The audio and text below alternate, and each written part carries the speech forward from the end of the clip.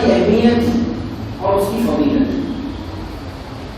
میرے بھائی یہ موضوع بڑا ضخیم ہے، بڑا طویل ہے، بھاری بھرکم بھی ہے اور بہت لمبا بھی ہے، کیونکہ اس باب کے اندر میں صرف ایک ہی بات نہیں جڑی ہوئی ہوتی، بلکہ اس کے اندر بے شمار چیزیں شامل ہیں، بے شمار چیزیں اس کے ساتھ جڑی ہوئی ہیں۔ بلکہ اگر میں یوں کہوں کہ عبادت کا پورا خاکہ اگر اٹھا کے دیکھا جائے تو کہیں نہ کہیں اس کا تعلق دعا سے ہے۔ دعا کو اگر باہر نکال دیا جائے تو عبادت کی روح ختم ہو جاتی ہے، عبادت کی روح نکل جاتی ہے۔ اب میں یہ ایسے نہیں کہہ رہا ہوں، بلکہ اس کے تعلق سے احادیث مبارکہ اپنی جگہ پر ایک نہیں بلکہ بے شمار احادیث اپنی جگہ دلالت کرتی ہیں۔ محترم سامعین، دعا کا معاملہ جہاں یہ ہے کہ مسلمان واقعی اس کو سمجھتے بھی ہیں جہاں تک ممکن ہو سکتا ہے اور اس کو مانتے بھی ہیں، مگر اس کا ایک دوسرا پہلو یہ بھی ہے کہ دعا کے وہ طریقے جو آج ہمارے معاشرے میں رواج پا چکے ہیں اس کی کیا اصل حقیقت ہے، اصل دعا کیا ہے، اور ہمارے معاشرے میں رواج پا چکے دعاؤں کا جو طریقہ ہے اس کی اصل حقیقت کیا ہے۔ اسی طریقے کے بے شمار نکات اس کے اندر شامل ہیں۔ انشاءاللہ انہی نکات پر اللہ نے زندگی دی تو انشاءاللہ میں اپنے علم کے مطابق سلسلے وار 2-4 جمعوں کے اندر کوشش کروں گا کہ اس موضوع کی کما پر وضاحت ہو سکے، کیونکہ آج ہم اور آپ اس دورانیے سے گزر رہے ہیں، وہاں پر آج ہماری اور آپ کی جو کیفیات ہیں، ہماری اور آپ کی جو حالات، ہمارے اور آپ کے جو حالات ہیں، اس سے ہم اور آپ اچھی طرح واقف ہیں کہ آج ہمیں کس طریقے سے ستایا اور دبایا جا رہا ہے، آج کس طریقے سے ہمارے اوپر ظلم و استبداد کا بازار گرم کیا گیا ہے، آج کس طریقے سے ہمارے حقوق کو پامال کرنے کی ہر آن کوششیں کی جا رہی ہے، کس طریقے سے بالا دستی ہم پر روا سمجھا جا رہا ہے، یہ ہم اور آپ اچھی طرح سمجھتے ہیں۔ ہر کس و ناقص بھی اس چیز کو محسوس کر رہا ہے۔ ایسا نہیں ہے کہ صرف ذی ہوش طبقہ اس کو سمجھتا ہو اور دوسرا طبقہ اس کو نہ سمجھتا ہو، ایسا نہیں، بلکہ تمام طبقہ اس چیز کو اچھی طرح سمجھ رہا ہے اور بھانپ بھی رہا ہے۔ البتہ بات یہ ہے کہ جو حساس طبقہ ہے وہ اس حالات سے ذرا جو ہے غمزدہ بھی ہے، غمگین بھی ہے، افسردہ بھی ہے، اور جو دوسرا طبقہ ہے سمجھ تو رہا ہے مگر ابھی اسے موقع کی نزاکت، موقع کی گہرائی اور موقع کی کہہ لیجیے افسوس ناکی کا اسے ابھی اندازہ نہیں ہو رہا ہے۔ جب ان کے گردنوں پر تلواریں لٹک جائیں گی، بلکہ یوں کہیں کہ جب چلنا شروع ہو جائیں گی، لٹک تو چکی ہیں، جب چلنا شروع ہو جائیں گی تب شاید وہ غفلت کی نیند سے جاگیں گے، مگر پھر اس وقت جاگنے سے کوئی فائدہ نہیں ہوگا۔ میرے بھائیوں، پوری دنیا کا اگر جائزہ لیا جائے تو آج مسلمانوں کی طاقت منتشر ہے، مشتبہ نہیں ہے۔ حکومتی اعتبار سے بھی اگر آپ دیکھیں تو مشتبہ نہیں ہے۔ اگر انفرادی معاشرتی زندگی کے اندر اگر ہم نظر نگاہ دوڑا کر دیکھیں، وہاں پر بھی یہ بات ہمیں صاف دکھتی ہے کہ ایک گھر کے اندر بھائیوں کے درمیان بھی اجتماع نہیں ہے، ایک بھائیوں کے درمیان بھی اتحاد و اتفاق نہیں ہے۔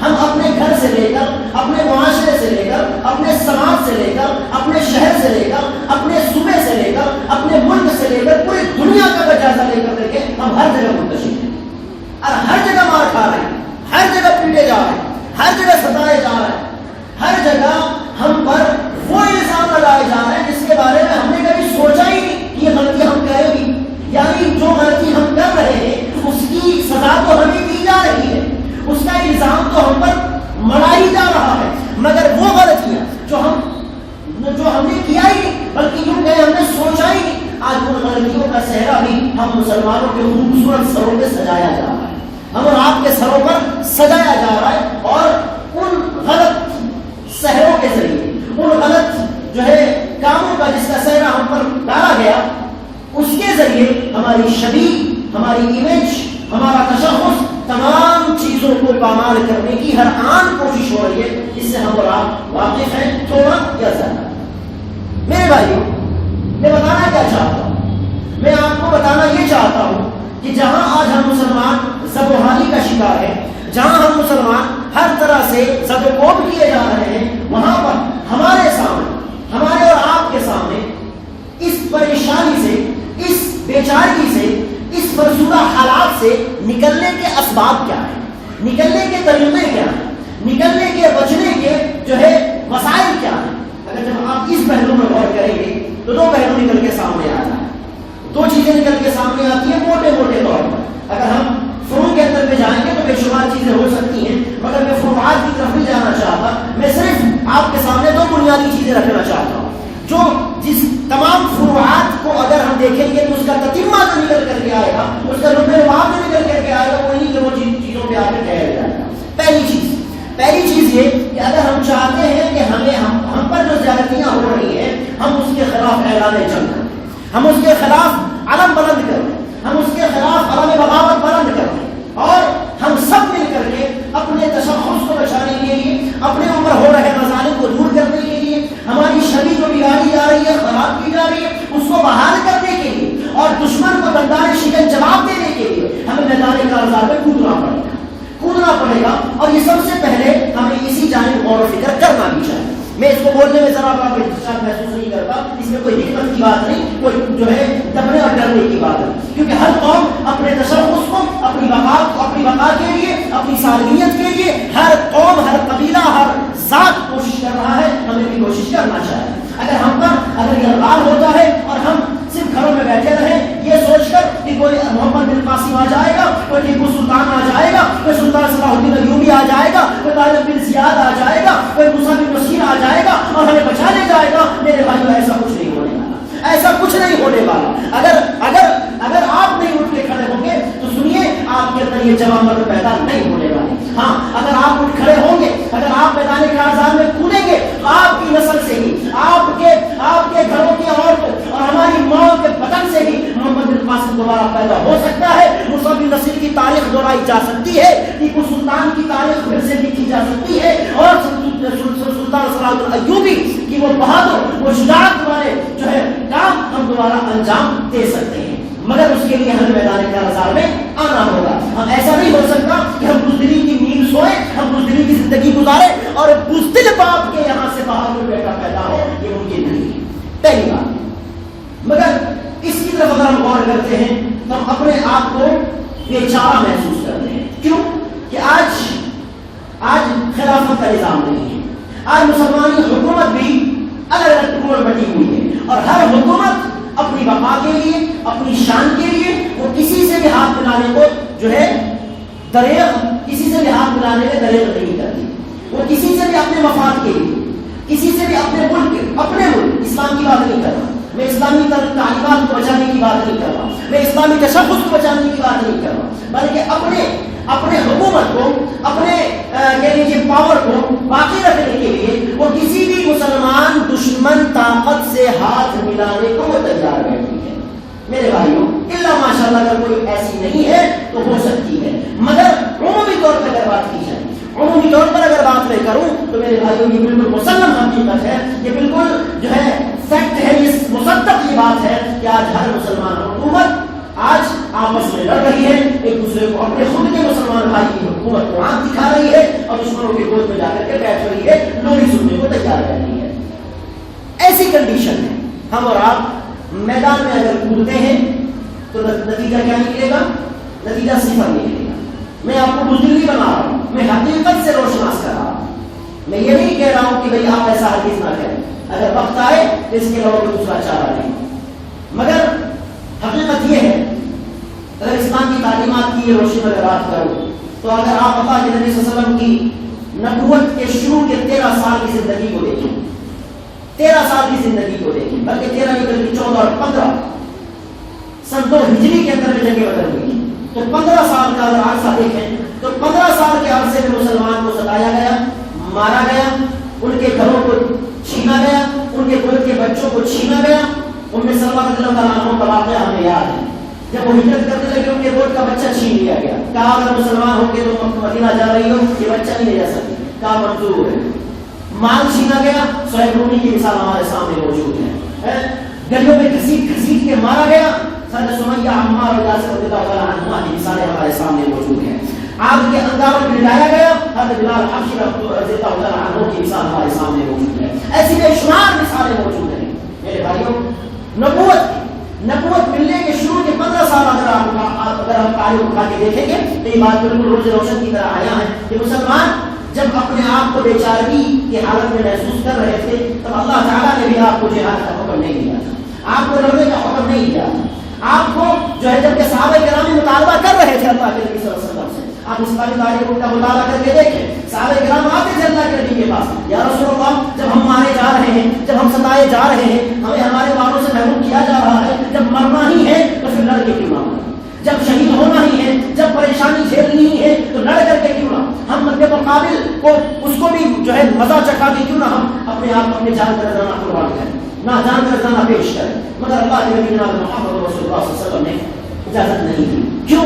اس لیے کہ رب العالمین کا حکم تھا اے محمد صبر کرو، صبر کرو، گھبراؤ مت. اللہ کے نبی صلی اللہ علیہ وسلم نے صحابہ کرام کو صبر کی تعلیم دی اور کہا کہ تم سے پہلے کی امتوں کے اندر جب کوئی مسلمان ہو جاتا تھا تو انہیں زمین میں گاڑ دیا جاتا اور انہیں آریوں سے چیر دیا جاتا اور لوہے کی کنگھیوں سے ان کے گوشت ہڈی سے الگ کر دیے جاتے تھے. میں سود وردہ ہی فی دین اللہ، اور ان کو یہ تکلیف بھی ان کے دین سے انہیں روک نہیں پاتی تھی. تو یہ سب مثالیں دے کر کے اللہ کے نبی صلی اللہ علیہ وسلم صحابہ کرام کو صبر کی تلقین کرتے تھے، صبر کی دعوت دیتے تھے. بتانا کیا چاہتا ہوں میرے بھائی، بتانا یہ چاہتا ہوں کہ جو حقیقت یا جو کیفیت صحابہ کرام کی شروع میں نبوت کے 15 سال تک رہی، آج کہیں نہ کہیں میں اپنے علم کے مطابق میں اپنی بات کر رہا ہوں، شاید آپ اسے اتفاق کریں یا نہ کریں، یہ میری اپنی سمجھ کہ آج مسلمان اسی کیفیت میں لوٹا ہوا ہے. اس زمانے میں طاقتیں گروہ میں بٹی ہوئی تھی، اگرچہ کافروں کی طاقت بھی گروہ میں بٹی ہوئی تھی. آج بھی ہمارے حالت یہی، آج ہم تعداد میں زیادہ تو ہیں، تعداد تو ہے ہمارے پاس، وسائل تو ہے ہمارے پاس، طاقت تو ہے ہمارے پاس، ہتھیار تو ہے ہمارے پاس، جو ہے افواج تو ہے ہمارے پاس، ٹیکنالوجی تو ہے ہمارے پاس، اور بہت سارے معیشت پر، دنیا کی بہت بڑی معیشت پر ہمارا کنٹرول تو ہے، ہمارا پاور تو ہے. دنیا کی معیشت جن چیزوں سے رول کرتی ہے یا جن چیزوں پر چلتی ہے ان چیزوں پر ہمارا قبضہ ہے، ان چیزوں پر ہمارا رول ہے، مگر اس کے باوجود ہم کمزور ہیں. یہ اس حقیقت کو جھٹلا نہیں سکتا میرے بھائیوں. اسی لیے میں یہ کہہ رہا ہوں کہ جس طریقے سے شروع کے 15 سال اللہ کے نبی صلی اللہ علیہ وسلم جو زندگی گزار رہے تھے، آج مسلمان اسی جہانے پہ کھڑا ہے. اگر اللہ کے نبی وہاں صحابہ کرام کو یہ کہہ دیتے کہ ٹھیک ہے جنگ کرو تو مسلمان مٹنے کے سوائے اور کچھ نہیں کر سکتے، یعنی جو بھی مسلمان تھے وہ ختم ہو جاتے. کیوں کہ 2-4 مسلمان پورے مکہ کا مقابلہ کیا کرتے ہیں، 100 مسلمان پورے مکہ والوں کے مقابلہ کیسے کرتے ہیں؟ ممکن نہیں تھا. آج بھی اگر ہم دیکھیں ہو سکتی ہے کہ علتیں الگ ہوں، ان کے پاس وسائل تھے، وسائل نہیں تھے، ہمارے پاس وسائل ہیں مگر اجتماعیت نہیں ہے. ان کے پاس اجتماعیت تھی، وسائل نہیں تھی، طاقت نہیں تھی. ہمارے پاس طاقت ہے، وسائل ہے، اجتماعیت نہیں. تھوڑا سا فرق، بس یوں کرتے معاملہ سمجھ میں آ جائے. اس لیے وہ بھی مجبور تھے میدان کارزار میں کودنے کو، اور آج ہم بھی مجبور ہیں میدان کارزار میں کودنے کو. میں اتنا ضرور جانتا ہوں کہ آج بھی مسلمانوں کے نوجوانوں کا خون اتنا ٹھنڈا نہیں ہوا. آج بھی مسلمانوں کے رگوں میں، آج مسلمانوں کے رگوں میں شجاعت اور بہادری کا خون گردش کر رہا ہے. بس فرق بس اتنا ہے، انتظار بس اس چیز کا ہے کہ کوئی اثر آئے، کوئی اثر رہنما مل جائے جو ان کے اس گرم خون کو اور گرمانے کا کام کر سکے، اس سے کام لینا شروع کر دیں. ورنہ میرے بھائیوں میں اتنا جانتا ہوں مسلمانوں کا خون ابھی اتنا منظوری نہیں ہوا، مگر مجبور ہے. تو اب ایسی کنڈیشن میں اب ہم کیا کر سکتے ہیں؟ ہم کیا کر سکتے ہیں جب میدان کارزار میں آ نہیں سکتے؟ اگر آئیں گے ہم ختم کر دیے جائیں گے، مٹا دیے جائیں گے، کیونکہ ہماری حکومتیں جو ہیں وہ ہمارا بیٹھے تماشا دیکھیں گی، ایک پریس ریلیز کر دے گی، ایک ٹویٹ کر دے گی اور بس معاملہ ختم ہو جائے گا، ایکشن کچھ نہیں ہوگا. یہ ہم اور آپ دیکھ رہے ہیں کچھ سالوں سے، اور ہم نے کچھ اور پیچھے جا کے دیکھے، ہم نے دیکھا سیریا کا حال، ہم نے دیکھا چیچینیا اور بوسنیا کے مسلمانوں کا حال، ہم نے دیکھا برما کے مسلمانوں کا حال، ہم نے دیکھا میانمار کے مسلمانوں کا حال، ہم آج دیکھ رہے ہیں چین کے مسلمانوں کا حال. آج سب کچھ ہمارے آنکھوں کے سامنے ہے. مسلم حکمران بھی موجود ہیں، طاقتور حکمران بھی موجود ہیں، مگر وہ کیا رہا ہے؟ اس کا اس ظلم و استبداد کو روکنے کے لیے کون آگے آ رہا ہے؟ اس کے سدے باب کے لیے کیا کیا جا رہا ہے؟ جب پورے دنیا میں جب ہنگامہ ہوتا ہے تو مسلم حکومتیں ایک ٹویٹ کر دیتی ہے، ایک پریس ریلیز کر دیتی ہے، تھوڑا بڑا دھمکی دے دیتی ہے، اور ہم جانتے ہیں یہ سب کے سب کیا ہے؟ یہ سب کے سب ایک چھلاوا ہے اور کچھ نہیں ہے مسلمانوں کی آنکھوں میں دھول جھونکنے کے لیے، مسلمانوں کے جذبات کو ٹھنڈا کرنے کے لیے، ان کا جو غصہ حکومتوں پر ہے ان کے غصے کو ٹھنڈا کرنے کے لیے بس ایک چھلاوا چھوڑ دیا جاتا ہے اور سب مسلمان کو خاموش ہو کے رہ جاتا ہے۔ مگر حقیقت کے اگر آئینے میں دیکھیں، اگر زمینی حقیقت کی بات کی جائے تو زمینی حقیقت یہ ہے کہ مسلمانوں کے اوپر ہو رہے ظلم و استبداد کے لیے اس کو روکنے کے لیے کھڑا ہونے والا کوئی نہیں۔ تو میرے بھائیوں، اب ایک دوسرا پہلو کیا بچتا ہے کہ جس کے ذریعے ہم اپنی پریشانی، اپنی زبوحالی، اپنی دقتوں کو حل کرنے کی کوشش کر سکتے ہیں۔ مگر یہ بات یاد رکھیں، جو میں بات بتانے جا رہا ہوں وہ چیز بھی کوشش کو جو ہے تلاشتی ہے، وہ چیز بھی کوشش پر ڈیپینڈ ہوتی ہے۔ اگر کوشش نہیں ہوگی تو وہ چیز فائدہ نہیں دے۔ وہ چیز کیا ہے میرے بھائیوں؟ دعا۔ اگر ہم اللہ رب العالمین سے دعا کرتے ہیں تو اللہ تعالی ہماری پریشانیوں کو دور کرتا ہے۔ جیسا کہ صحابہ کرام نے شروع کے 15 سال کی زندگی میں جب پریشان ہو رہے تھے، ستائے جا رہے تھے، اللہ سے عافیت کا سوال کر رہے تھے، اللہ سے اپنی پریشانی کو دور کرنے کی التجا کر رہے تھے، تو اللہ تعالیٰ نے کبھی سکینت نازل کر کے مسلمانوں کے دلوں پر، کبھی سکون نازل کر کے، تو کبھی مسلمانوں کے لیے کوئی اور سنہرے راہ نکال کر، یا مسلمانوں کو تسلی دے کر، یا مسلمانوں کی تعریف میں قرآن کریم میں آیت نازل کر کے۔ ایک مسلمان کے لیے اگر قرآن میں کوئی آیت نازل ہو جائے ان کی تعریف میں، ان کے دلاسے میں، تو کوئی معمولی بات نہیں ہوتی تھی۔ اگر آپ ایمان کی نگاہ سے، ایک سچے مسلمان کی نگاہ سے یہ سوچ کے دیکھیں کہ اللہ تعالیٰ میری پریشانی پر، میرے صبر پر خوش ہو کر کے میرے لیے بشارتیں نازل کر رہا ہے، تو یہ بہت بڑی کامیابی ہے میرے بھائی۔ اور اللہ تعالیٰ ان مسلمانوں کے لیے جو پریشان ہو رہے تھے، ستائے جا رہے تھے اور اللہ کے نبی نے جہاد کی پرمیشن نہیں دی تھی، تو ان مسلمانوں کے لیے اللہ تعالیٰ کبھی سکون نازل کرے، کبھی ان کے لیے صبر کی بشارت دے کر، جو ہے اللہ نے کہا تھا ربنا الله ثم استقاموا تتنزل عليهم الملائكة لا تخافوا ولا تحزنوا وابشروا بالجنة التي كنتم توعدون۔ اللہ نے کہا کہ جو لوگ یہ کہتے کہ قالوا ربنا الله يا رب الله ثم استقاموا، پھر ڈٹ جاتے ہیں، تتنزل عليهم الملائكة الا تخافوا ولا تحزنوا، تو اللہ تعالیٰ ان پر کیا کرتا ہے؟ فرشتوں کو نازل کرتا ہے اور انہیں بشارتیں سناتا ہے کہ اللہ تمہیں ڈرنے کی ضرورت نہیں۔ میرے بھائی، اللہ نے اسی آیت میں آگے کہا، اگلی آیت میں نحن اولیاؤکم فی الحیاۃ الدنیا والآخرہ، ہم تمہارے دوست ہیں دنیا کے اندر بھی اور آخرت کے اندر بھی۔ جس کو اللہ تعالیٰ یہ کہتے ہیں میں تیرا دوست ہوں، اس مسلمان اگر واقعی مسلمان ہے تو اس کی خوشی کا ٹھکانا نہیں، پھر تو دنیا میں اس کی بوٹی بوٹی بھی کر دیا جائے، وہ خوشی خوشی کو بھول کر لے گا۔ کیوں کہ اگر میں صبر کرتا ہوں تو میرا دوست اللہ رب العالمین ہے۔ میرا دوست کون ہے؟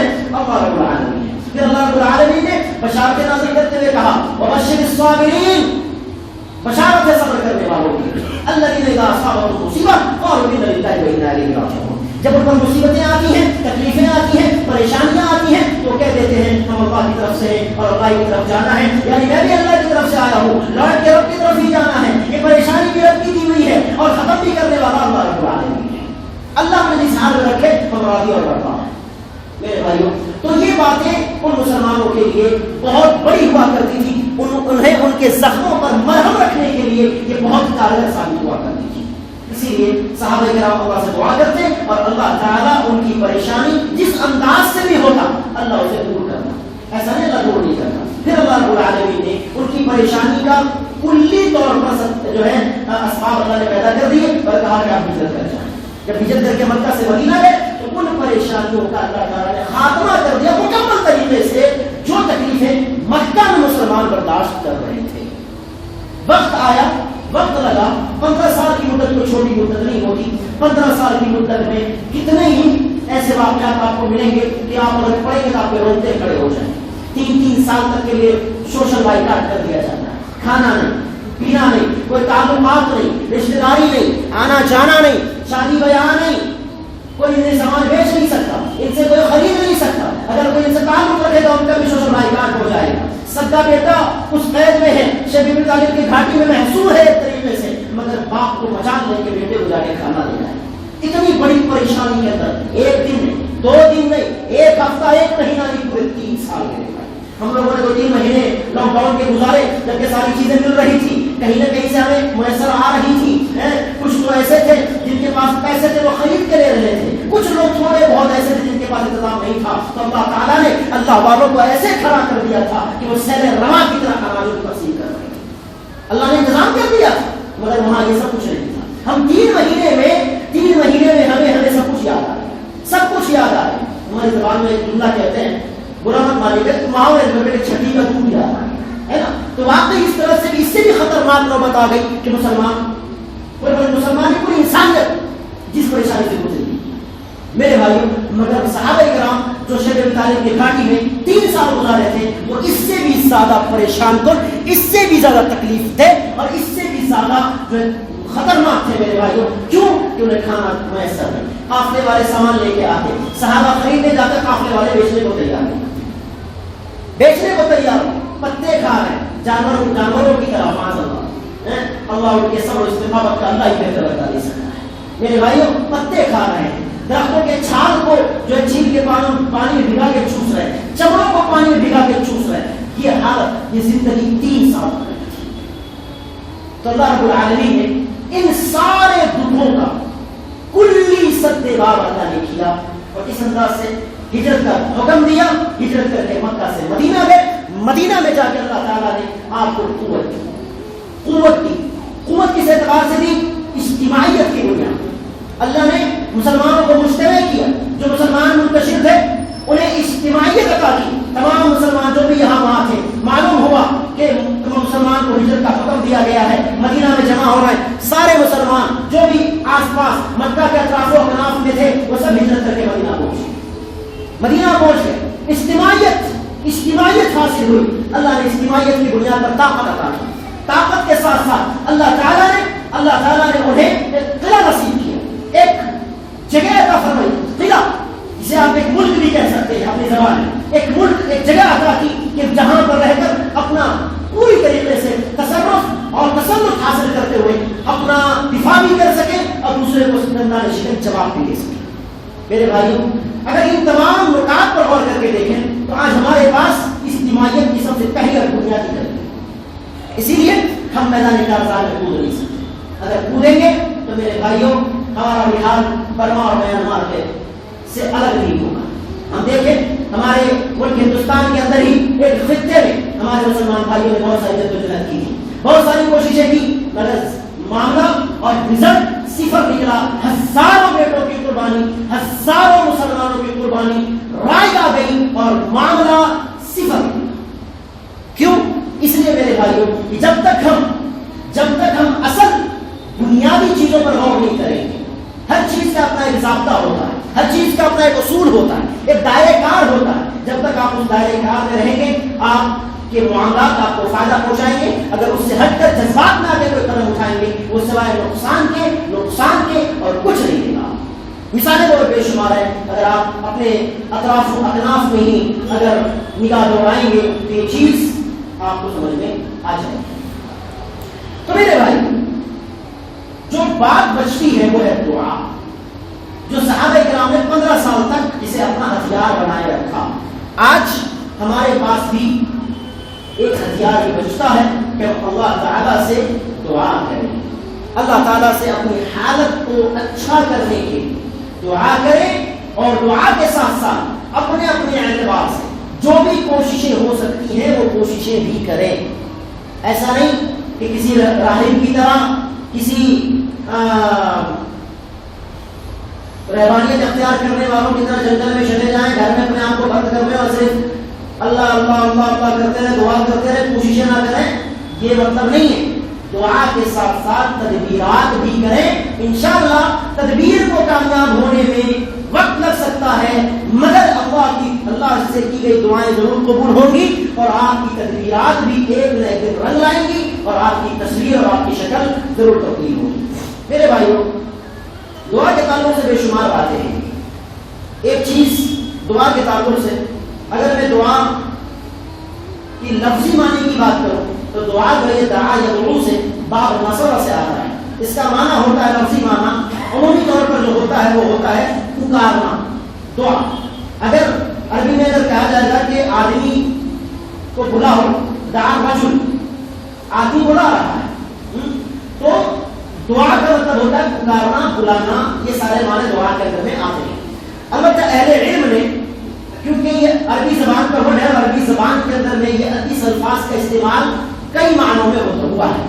پہلی چیز کہ اس دعا کا استعمال عبادت کے معنی میں بھی ہوتا ہے، اللہ رب العالمین سے رغبت اور انابت کے معنی میں بھی آتا ہے، فریاد، اللہ رب العالمین کو پکارنے کے معنی میں، اللہ سے فریاد، استغاثہ، مدد مانگنے کے معنی میں بھی آتا ہے، دعا کرنا، استغاثہ کرنا، اللہ سے مدد مانگنے کے معنی میں، اللہ کو پکارنے کے معنی میں بھی آتا ہے۔ اور بد دعا اصل وہ بھی دعا کی شکل ہے، جو ہم کوئی اپنا ظلم کرتا ہے بد دعا کرتے ہیں، اللہ اس نے ایسا کیا، اللہ اس کو برباد کر، اللہ تو ہی اس کو کافی ہو جائے، تو یہ بد دعا یہ بھی دعا کے معنی میں آتا ہے۔ بد دعا اس لیے کہتے ہیں کہ وہ کسی کے لیے برائی کے بارے میں اللہ سے کہہ رہا ہے کہ اللہ اس نے مجھے ایسا کر، تو اس نے ایسا کر دے، اسے بھی دعا کے معنی میں استعمال کیا ہے۔